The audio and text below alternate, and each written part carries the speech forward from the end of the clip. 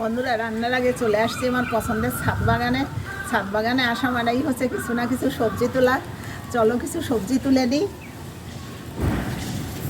প্রচুর পরিমাণে tomato পেকেছে, tomato নিয়ে নেব।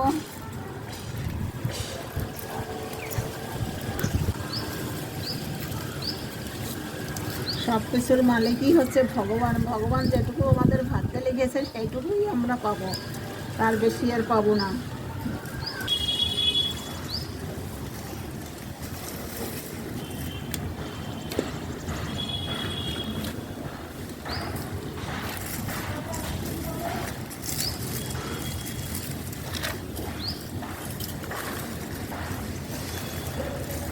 একটা টমেটো গাছ থাকলেই মোটামুটি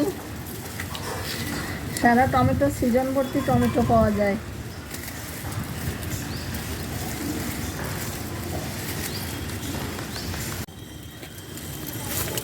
আঙুরের থোকার মতন টমেটো হয়েছে, থোকা থোকা। আর কয়েকদিন থাকলে পচে যাবে। একটা গাছে এতটা পরিমাণ টমেটো হয়, নিজের গাছে না হলে কখনোই বুঝতে পারতাম না, যার জন্য চাষিরা এত পরিমাণ টমেটো বিক্রি করতে পারে।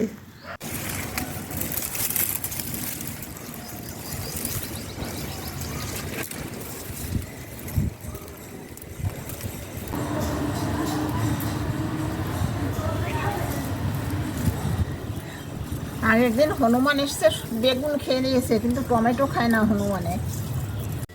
এক ঝুড়ি পাকা টমেটো নিয়ে নিয়েছি, নিচে চলে যাই।